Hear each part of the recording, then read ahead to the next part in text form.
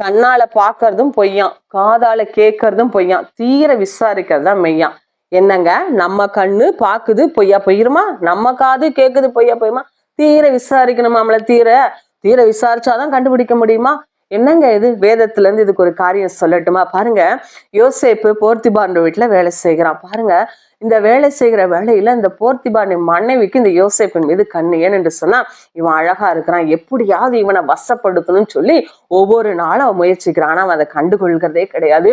அவன் எல்லாவற்றிலும் என்ன பண்ணான்? உண்மையா உத்தமமா இருந்தான். இப்ப ஒவ்வொரு நாளும் அவனை வருடி கொண்டே இருந்தா. பாருங்க, ஒரு நாள்ல சமயம் வாய்த்தது, வீட்டுல யாருமே இல்ல. அப்போ யோசேப்பு உள்ள போகும்போது இவன் இந்த சான்ஸை விடக்கூடாதுன்னு ஓடி வந்து என்ன பண்றா, அந்த யோசேப்பை வசப்படுத்துறதுக்கு அவன் முயற்சிக்கிறான். ஆனா அவன் என்ன பண்ணிட்டான்? தேவன் என்ன பாக்குறாரு, ஆண்டவர் என்ன பாக்குறாரு, அவருக்கு முன்னாடி நான் பாவம் செய்வது எப்படி அப்படின்னு சொல்லிட்டு, அதே போல உன் எஜமானன் என்னை நம்புகிறார் என்று சொல்லி அவன் அதற்கு இடம் கொடுக்கவே இல்லை. ஆனா அவ விடுறதால புடிச்சு இழுக்கிற போராட்டம். இப்ப அவன் பார்த்தான், இங்க இருந்து அவ்வளவு நம்ம எப்படியாவது தலை தப்பி ஓடணும்னு சொல்லிவிட்டு என்ன பண்றான், அவன் ஓடுறதுல அவனுடைய சால்வையை அவன் விட்டுட்டு ஓடிடுறான். இவன் அந்த சால்வையை பிடிச்சு இழுத்துக்கிட்டு இருந்தனால அந்த சால்வை போனாலும் போது, நான் என்ன காத்துக்கொள்ளணும்னு சொல்லி ஒரே ஓட்டமா ஓடிட்டான். இப்போ அவன் என்ன பண்ணுனா, கோவம் வந்துருச்சு அவளுக்கு. என்னன்னு இவ்வளவு நம்ம கேட்டு கூட அவன் நம்மளோட இனங்களை இவனை சும்மா விடப்படணும்னு சொல்லிட்டு ஓட அழ ஆரம்பிச்சா. எல்லாரும் பாக்குறாங்க, என்ன நடந்ததுன்னு சொன்னா கையில பார்த்தா யோசேப்புடைய சால்வை. இவ ஒரே அழுதா. கணவன் வர்ற வரைக்கும் அழுதுகிட்டே இருந்தா. இப்ப அவன் கணவன் வந்துட்டான்.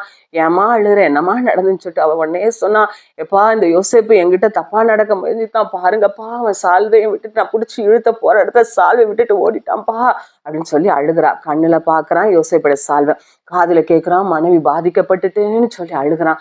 அப்ப அவன் நினைக்கிறான், உண்மையாகவே தன் மனைவிடத்துல அவன் தவறா நடக்க முயற்சித்து இருக்கிறான். இவனை ஒரு அடிமைன்னு கூட பார்க்காம எவ்வளவு ஒரு இதான் நான் வச்சிருந்தேன், இப்படி என்ன பண்ணிட்டானேன்னு சொல்லிட்டு அவனை கொண்டு போய் என்ன பண்ணுங்க, ராஜா நிறுத்தி அவனுக்கு சிறைவாசம் என்று சொல்லி பார்க்கும். பாருங்க, செய்யாத ஒரு குற்றத்துக்காக 2 ஆண்டுகளுக்கு மேலாக அவன் சிறையில் இருந்தான் என்று சொல்லி பார்க்கிறோம். இன்னைக்கு நீங்க கூட கண்ணுல பாக்குறத, காதுல கேட்கறத இன்னைக்கு சரியாக அதை விசாரிக்காம மற்றவட்ட சொன்னதுனால உங்கள் நிமித்தம் எத்தனை நாட்கள், எத்தனை ஆண்டுகள் யாரெல்லாம் பாதிச்சுட்டு இருப்பாங்கல்ல. என்னைக்காவது அதை யோசித்து இருக்கீங்களா? அன்றைக்கு தீர விசாரித்திருந்தால் யோசிப்பு குற்றவாளி இல்லை என்று சொல்லி அறிந்திருக்க கூடும்.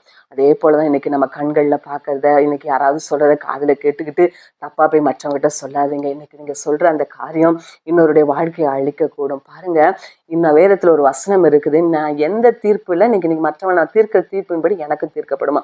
இன்னைக்கு நீங்க சரியா விசாரிக்காம நீங்க தீர்க்கிற தீர்ப்புனால ஒருத்தர் குற்றவாளி ஆகிறது போல உங்களையும் தேவன் ஒரு நாள் தீர்ப்பார் என்பதை மறந்து போகாதீங்க. நம்ம தேவனுடைய பிள்ளைகள் எல்லாவற்றையும் நிதானி தறியும் போது நிச்சயமாக சரியாக எல்லாவற்றையும் புரிந்து கொள்ளணும். அதனால தீர விசாரிக்காம எதையும் பேசாதீங்க.